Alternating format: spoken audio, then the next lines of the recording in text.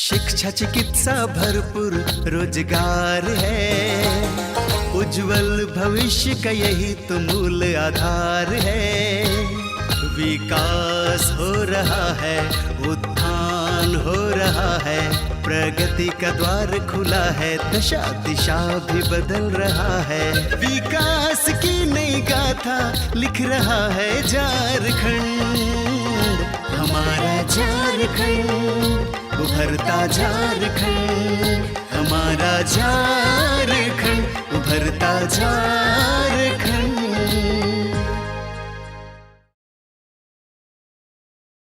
महज कुछ दशक पहले की बात है जब हर घर की थाली में मोटे अनाज के भोजन मिल जाया करते थे। बदलते वक्त के साथ धीरे धीरे ये अनाज हमारी थाली से लुप्त होने लगे, जिसका कुप्रभाव हमारे स्वास्थ्य पर भी पड़ने लगा है। हमारे माननीय प्रधानमंत्री नरेंद्र मोदी, जो खुद इस मोटे अनाज के मुरीद हैं, उन्होंने वर्ष 2018 में हर थाली में इसकी मौजूदगी के लिए एक विशेष अभियान चलाया था। इसके फलस्वरूप यूनाइटेड नेशन ने 2023 को अंतर्राष्ट्रीय मोटा अनाज वर्ष घोषित किया। यही वजह है कि अपने देश के हर हिस्सों में इसे प्रोत्साहित करने के लिए केंद्र तथा राज्य सरकार द्वारा कदम उठाए जा रहे हैं। इसका असर देश के किसानों पर पड़ने लगा है। हमारा प्रदेश झारखंड भी इससे अछूता नहीं है। अपने प्रदेश के रांची जिले के बुढ़मू प्रखंड के गुतरू ग्राम की महिलाएं इस दिशा में बढ़ चढ़कर काम कर रही हैं। यहाँ की महिलाएं समूह में जुड़कर मोटे अनाज का जैविक विधि से उत्पादन कर रही हैं, उसका प्रसंस्करण कर रही हैं और उसका मूल्य संवर्धन कर उसे घर घर तक पहुंचाने का प्रयास कर रही हैं। इसके अलावा वे वॉशिंग पाउडर, साबुन, फिनाइल आदि भी बना रही हैं और इससे वे खुद को आर्थिक और सामाजिक रूप से सशक्त कर रही हैं। यहाँ की महिलाएं बताती हैं कि उनके लिए यह सब कुछ संभव हो पाया है तो JSLPS, संजीवनी तथा दिव्यांग जैसी संस्थाओं की बदौलत। ये दिव्यांग ही है जिसकी वजह से ये जागरूक हुई हैं और इन सब चीज़ों का प्रशिक्षण हासिल किया है। हम लोग का मोटा अनाज के लिए प्रशिक्षण लिए हैं अभी दिव्यांग से। हम लोग 2022 में लेके प्रशिक्षण आए हैं और जब से हम लोग प्रशिक्षण लिए हैं उसके बाद हम लोग अपना गांव में बनाना स्टार्ट कर दिए। जैसे कहीं भी जाते हैं तो बताते हैं मोटा अनाज हम लोग को क्यों खाना चाहिए। अभी पहले के लोग जो खाते थे मोटा अनाज, उन लोग का सेहत अच्छा है। और इसमें जो भी हम लोग मड़ुआ का ये करते हैं, इसमें हम लोग जैविक विधि से करवाते हैं और उसी का मड़ुआ हम लोग लेते हैं। और हम लोग तीसी का भी लड्डू बनाते हैं, महुआ का, फिर मड़ुआ का निमकी बनाते हैं, गाठिया बनाते हैं। तो वो सब अभी हम नहीं बना पाए हैं और सारा चीज़ हम लोग लेके JSLPS में बड़ा बड़ा मेला लगता है। मोराबादी में भी मेला लगा था, उसमें हम लोग 12 दिन का मेला में, सरस मेला में ये रहे। फिर अभी बाहर हम लोग को भेजा जाता है, अपना जिला से बाहर भी जाने का ये होता है तो हम लोग जाते हैं मेला के लिए मोटा अनाज के झारखंड का लेके। और महुआ, इन महिलाओं ने मड़ुआ, तीसी, महुआ आदि के व्यंजन बनाने का प्रशिक्षण दिव्यांग रांची से लिया है। इन लोगों ने यहाँ मोटे अनाज का प्रसंस्करण करना भी सीखा है। इससे इनके लिए अपने उत्पाद का मूल्य संवर्धन कर पाना संभव हो पाया है। वो जिस मड़ुए को कभी 15 रुपए किलो खरीदती थीं, आज वो उसके आटे को 80 रुपए किलो में बेचती हैं। इसी तरह से वे इसके लड्डू भी अच्छी कीमत पर बाजार में बेचती हैं। हम लोग इसके मोटा अनाज के लिए दिव्यांग से, रामकृष्णा मिशन दिव्यांग से हम लोग प्रशिक्षण लिए हैं और हम लोग 15 महिला प्रशिक्षण लिए हैं। और जैसे मड़ुआ को हम लोग पहले कितना 12 रुपये केजी लेते थे और अभी जब से मोटा अनाज 2022-23 के लिए तो अभी हम लोग मड़ुआ खुद हम अपना 80 रुपये केजी बेच के आए हैं ये रांची से, इसका आटा। और लड्डू तो 8 पीस का हम लोग 170 लेते हैं घी का, और उसमें डलडा का बनाते हैं तो 140 का। मड़ुआ के लड्डू जो सेहत के लिए काफी फायदेमंद हैं, ये लोग उसे अपने हाथों से बनाती हैं। इसके लिए वे सबसे पहले मड़ुआ को घी के साथ धीमी आंच में भूनती हैं, फिर उसमें ड्राई फ्रूट जैसे काजू, गड़ी, किशमिश आदि भूनकर डालती हैं। फिर स्वाद अनुसार उसमें गुड़ या फिर चीनी डालती हैं। फिर इस मिश्रण से ये लड्डू तैयार करती हैं। ये मड़ुआ से निमकी, गठिया, बालूशाही तथा सवई आदि भी बनाती हैं। मड़ुआ का लड्डू बनाते हैं तो क्या मड़ुआ को हम लोग पूरा धीमी आंच से भूनते हैं घी के साथ। घी में भूनते हैं, उसके बाद क्या बोलते हैं ड्राई फ्रूट डालते हैं, गड़ी डालते हैं। गड़ी को भी कद्दूकस करके उसको भी हल्का धीमी आंच से भून के बनाते हैं। उसके बाद काजू को भी घी से ये फ्राई करते हैं, किशमिश भी, और सारा चीज़ को फ्राई करके फिर गोंद भी डालते हैं। गोंद को भी फ्राई करके उसको भी मतलब मिक्सी में ही करके डालते हैं। सारा चीज़ हम भूंज के ही डालते हैं। मड़ुआ का आटा को हम लोग भूंजते हैं, उसके बाद जितना भी इसमें हम लोग डालते हैं सबको मिक्स करके उसके बाद लास्ट में गुड़ या अपना चीनी डालते हैं स्वाद अनुसार। ये तो 1-1.5 महीना रह जाएगा। मड़ुआ का हम निमकी बनाते हैं, मड़ुआ का बालूशाही बनाते हैं, और मड़ुआ का गठिया बनाते हैं, और सेवई। मड़ुआ का लड्डू का ये जिसका शुगर का पेशेंट लोग काफ़ी खाते हैं इसको। और मड़ुआ मतलब गर्मी चीज़ है, शरीर गर्म रखता है, मतलब सर्दी खांसी जल्दी होने नहीं देता है मड़ुआ का लड्डू खाने से। और इसमें पौष्टिक बहुत ज़्यादा है।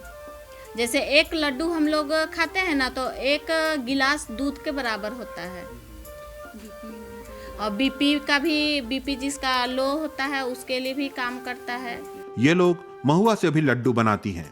इसे बनाने में उन्हें काफी मेहनत करनी पड़ती है।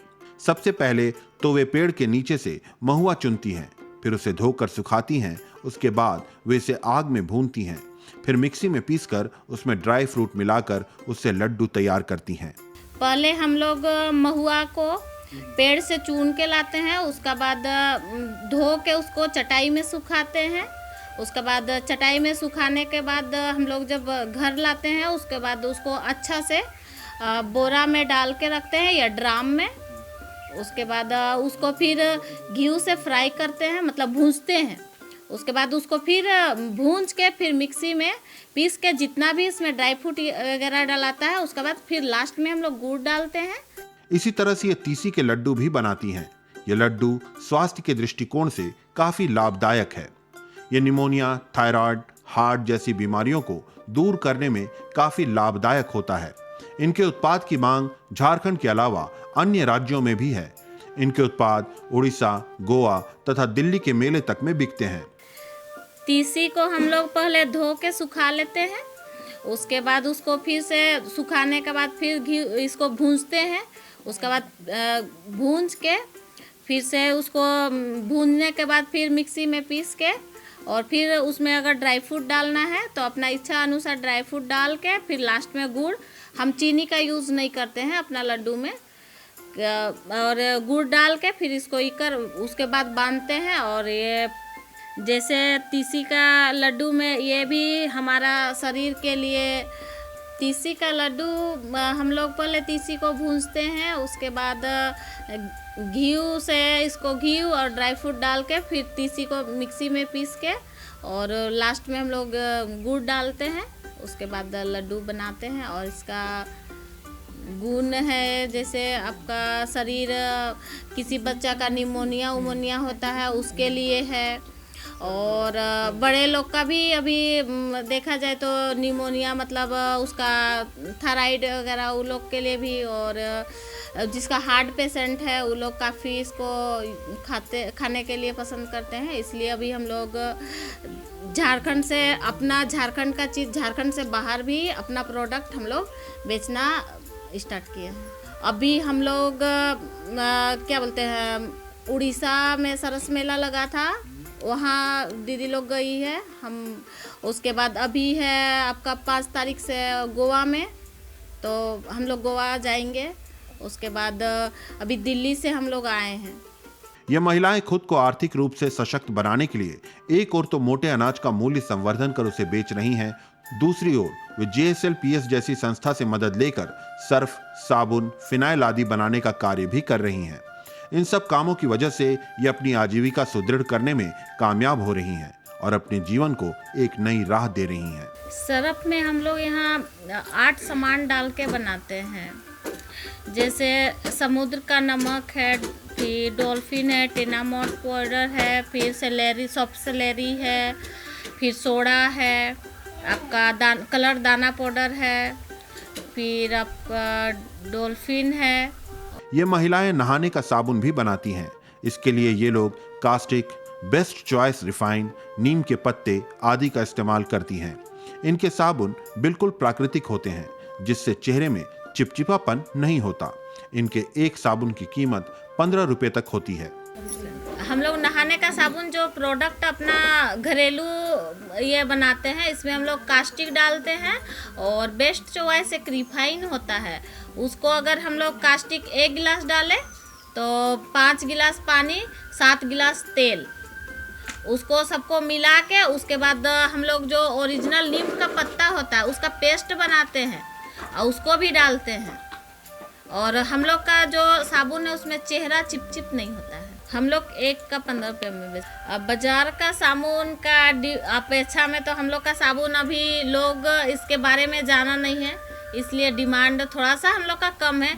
और जो अगर एक बार साबुन ले जाता है तो दोबारा साबुन खोजने आता है। कि यहाँ की महिलाओं ने फिनाइल बनाने का भी प्रशिक्षण लिया है। चूंकि गांव में ये लोग पशुपालन करते हैं, अतः वहाँ मक्खी और कीड़े की संभावना बहुत अधिक होती है।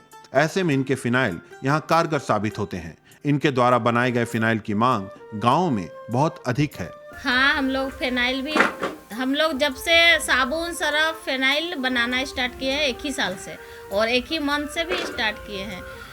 क्योंकि फिनाइल हम लोग गांव में रहते हैं, अपना सबको घर में गाय रखे हुए हैं, तो हम लोग मक्खी और अपना कीटाणु के लिए हम लोग जब बरसात का दिन आता है तो गांव में सबसे ज़्यादा तो लोग बीमार पड़ते हैं। इसी का कारण हम लोग दिव्यान का थ्रू ये हम लोग फिनाइल बनाने के लिए काम किए। और जैसे फिनाइल बनाते हैं हम लोग 2, काला वाला और वाइट वाला भी। तो फिनाइल में केमिकल 3-4 गो डाल के ही फिनाइल बनाते हैं, और इसमें कलर डालते हैं, फिर एसिडिक आता है वो डालते हैं, सबको मिक्स करके, मतलब 20 से 15 मिनट मिक्स करके हम लोग इसको बनाते हैं। हाँ, कीड़ा सब मरता है, और अगर 2 बूंद भी आप डाल दीजिएगा तो मक्खी वहाँ नहीं रहेगा। अभी इनके उत्पाद गांव तक ही सीमित हैं, लेकिन इन महिलाओं का हौसला अभी कम नहीं है। ये लोग इसका विस्तार करना चाहती हैं। ये महिला समाज का विकास करना चाहती हैं। दिव्यांग, JSLPS जैसी संस्था जिसने इन महिलाओं के भीतर आत्मनिर्भर बनने की ज्वाला जगाई है, ये महिलाएं उसे आगे बढ़ा रही हैं और खुद को सशक्त बना रही हैं। हाँ, अभी फिलहाल हम सारा मतलब ठाकुर गांव में अभी 2 दुकान में अपना प्रोडक्ट हम दे रहे हैं, उमेंडंडा में दे रहे हैं।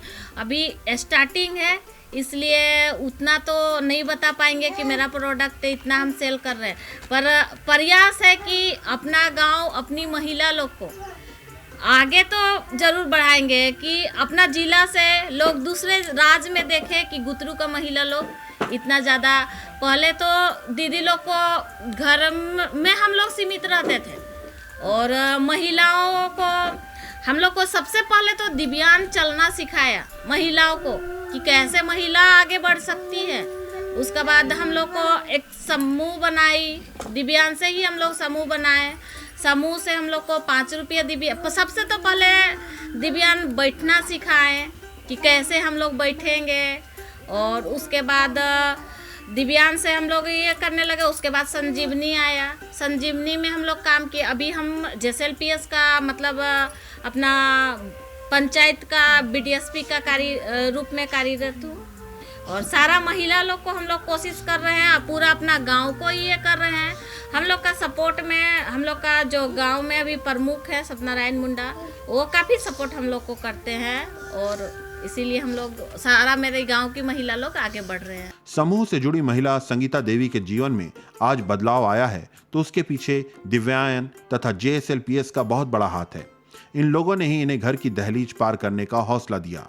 ये यदि समूह में नहीं जुड़ती तो इनके लिए किराना दुकान खोलना संभव नहीं हो पाता। आज इसकी वजह से इनकी आजीविका चल रही है। और हमारा समूह का नाम है माँ दुर्गा महिला समूह, जिसमें अध्यक्ष हूँ। और हमारा ग्राम संगठन का नाम है गुतरू आजीविका महिला ग्राम संगठन, जिसमें अध्यक्ष हूँ। और हमारा क्लस्टर संगठन का नाम है चंगड़ा आजीविका महिला संकुल संगठन, उसमें इसी सदस्य हूँ। और हमारा समूह में जुड़ के बहुत सा, पहले तो घर से निकलने का हम लोग को कोई अलाउ नहीं रहता था, अब तो घर से निकल पा रहे हैं। अब पहले घर से निकलना मुश्किल था, अब हम लोग घर से निकल पा रहे हैं। तब समूह से जुड़ के और हम लोग को जैसे ग्राम संगठन में जाकर सब बात, जैसे कोई दीदी का कमी बेसी होता है उसको हम लोग जाकर ऋण के तौर में दिलवाते हैं और उससे आजीविका के रूप में बढ़ने का काम कर रहे हैं। और हमारा लोन जैसे अभी हम लोग को प्रमुख जी बताया कि हम लोग को 2 लाख का डिमांड है, उसको दिलवाइए। उसको भी हम लोग डिमांड करके आए हैं कल परसों। वो अपना आजीविका कुछ सोचे होंगे उसके समूह में जुड़ के हम अपना किराना दुकान खोले और उसका उसी लोन से आगे बढ़ा रहे हैं हम लोग। कितना आमदनी हो जाता है किराना दुकान से? उसका तो थोड़ा अभी फिलहाल उतना तो दूसरा से पैसा नहीं ना मांगना पड़ता है? नहीं, दूसरा से नहीं मांगना पड़ता। रखते हैं, सरफ रखते हैं, फिर ये क्या बोलते हैं साबुन, फिर फिनाइल, ये सब सभी को रखते हैं अपना दुकान में। बाहर भी जाते हैं आप लोग मेला लगाने? हाँ जाते हैं। कहाँ? फिर गांव में किसान मेला लगा था, वहाँ स्टॉल लगाए थे गेतलसूद में।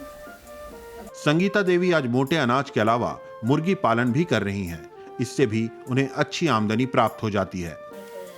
जैसे मोटे अनाज के अलावा हम क्या कड़कनाथ का मुर्गी का भी ये हम अपने घर में, अभी तो शेड मेरे पास नहीं है, ऊपर में हम नीचे रहते हैं, ऊपर में ये बना दिए हैं शेड टाइप में, और वहाँ 350 पीस कड़कनाथ का मुर्गी लाए थे। उसमें मेरा सारा हम 800 रुपये केजी बेच के ख़त्म कर दिए, और उसमें मेरा अभी 25-30 पीस बचल है, और फिर से ऑर्डर किए हैं वही 300 पीस का। और हम अपने जगह से दूसरे जगह भी चूजा देते हैं। जैसे हम वहाँ 1 दिन का चूजा लाते हैं, और कोई डिमांड करता है तो हम अपने घर में बड़ा करके 5 दिन का 6 दिन का करके उन लोग को हम देते हैं। समूह में जुड़कर काम करने का फायदा इन्हें सिर्फ आर्थिक रूप से ही नहीं हो रहा, इसकी वजह से ये सामाजिक रूप से भी सशक्त हो रही हैं। आज अपने गांव को नशा मुक्त बनाने में इन महिलाओं का बहुत बड़ा योगदान है। जैसे इस तरह का आप लोग छोटा छोटा प्रोडक्ट को हम लोग बढ़ा के अपना आजीविका, जैसे मैं कभी हमारे बच्चे का फीस देने का काम भी हम लोग अभी यही छोटा छोटा प्रोडक्ट लेके अपना बच्चों को अच्छा स्कूल में भी पढ़ा रहे हैं। देखिए, मेन तो हमारे गांव नशा मुक्ति, हम लोग सारा महिला लोग नशा कम से कम 3 साल हम लोग सारा महिला, और पहले अभी जो सत्यनारायण मुंडा प्रमुख है, हम लोग पूरा गांव में घूमते थे, और जो हड़िया दारू जिसका भी घर में बनता था सारा महिला लोग मिल के पहले बंद करवाएं। उसके बाद सब जेंट्स लोग को जिसका घर में लड़ाई होता था, हम लोग वो दीदी को अगर कोई उसका हस्बैंड मार दिया या मेरा घर में लड़ाई हुआ तो सारा हम लोग सारा दीदी लोग के साथ हम लोग मिल के बैठक करते थे। उसके बाद उसके घर जाके हम लोग समझाते हैं, वो फिर वो समझ जाता था। ऐसे हमारा गांव में किसी का घर में उतना लड़ाई झगड़ा नहीं होता है, ना कोई पी खा के अपना बीबी को भी नहीं मारता है। रांची के बुढ़मू प्रखंड के गुतरू ग्राम में मोटे अनाज को प्रोत्साहित करने वाली महिला हैं सरिता देवी। उन्हें इसका ज्ञान दिव्यांग संस्थान से प्राप्त हुआ। इसके बाद उन्होंने मोटे अनाज का प्रसंस्करण कर उसका मूल्य संवर्धन करना शुरू किया, जिससे इनका जीवन बदला। इन्होंने अपने गांव की महिलाओं को भी इसके लिए जागरूक किया और उन्हें भी एक नई राह दी। इन्होंने उन्हें आर्थिक और सामाजिक रूप से सशक्त बनने में उनकी मदद की है। ये इससे आज महीने में लगभग 30,000 रुपए तक की आमदनी कर लेती हैं। इस आमदनी को वो अपनी गृहस्थी चलाने में खर्च करती हैं। पहले तो मेरा बोल रहे हैं, हम 5 रुपये का बिंदी खरीद के लगा नहीं सकते थे। अभी तो क्या बोलिए, हम सारा चीज़ अपना घर भी लाइन अप कर रहे हैं, और क्या बोलिएगा, सारा परिवार। और सबसे तो पहले हमारा फोकस है अपना गांव। सारा महिला लोग को, जैसे हम अपने आगे बढ़ रहे हैं, सारा महिला लोग को 105 महिला लोग को हम सबको एक समान मान के आगे पीछे करके हम जैसे बढ़ चढ़ के रात दिन मेहनत करके सारा महिला लोग को हम आगे बढ़ा दिए हैं। और हर महिला लोग को 1 से 2-3 ये आपको मिलेगा बिजनेस करती है। मेरा मंथली तो देखिए, बिजनेस ऐसा चीज़ है ना कि हम बता नहीं सकते हैं कि मंथली मेरा कभी 30 भी पार हो जाता है। हमारे इस पुरुष सत्तात्मक समाज ने कभी भी महिलाओं को प्रधानता नहीं दी है। उसने हमेशा से इन्हें घर की दहलीज तक ही सीमित रखा है। आज के बदलते वक्त में कई लोग ऐसे हैं जिन्होंने महिलाओं को उनके अधिकार के प्रति जागरूक किया है। दिव्यांग तथा JSLPS जैसी संस्था इसमें अपनी अहम भूमिका निभा रहा है। इसने महिलाओं को आर्थिक और सामाजिक रूप से सशक्त करने के लिए न सिर्फ जागरूक किया है, बल्कि इसने उनकी मदद भी की है। मोटे अनाज जो कि प्रायः लुप्त होते जा रहे थे, दिव्यांग ने इन महिलाओं को उसका उत्पादन तथा मूल्य संवर्धन करना सिखाया। इसने उन्हें वॉशिंग पाउडर, साबुन तथा फिनाइल आदि का भी प्रशिक्षण दिया। इससे गुरुग्राम की महिलाएं आज अपनी आजीविका सुनिश्चित करने में कामयाब हो रही हैं और वे आर्थिक और सामाजिक रूप से सशक्त हो रही हैं। सरकार द्वारा चलाए जा रहे बेटी बचाओ बेटी पढ़ाओ का नारा कितना चरितार्थ किया सरिता जी ने, ये तो आपने देखा। और इसलिए कहा जाता है कि बेटियां अगर पढ़ी रहेगी तो न सिर्फ घर बल्कि पूरे समाज और पूरे देश को चलाने की हुकूमत रखती है। आज इसी कड़ी में हम सरिता जी से मिले और इनके बारे में जाना, और आप भी इससे सबक ले सकते हैं और आगे बढ़ सकते हैं। विकास की नई गाथा लिख रहा है झारखंड, हमारा झारखंड, उभरता झारखंड, हमारा झारखंड, उभरता झारखंड।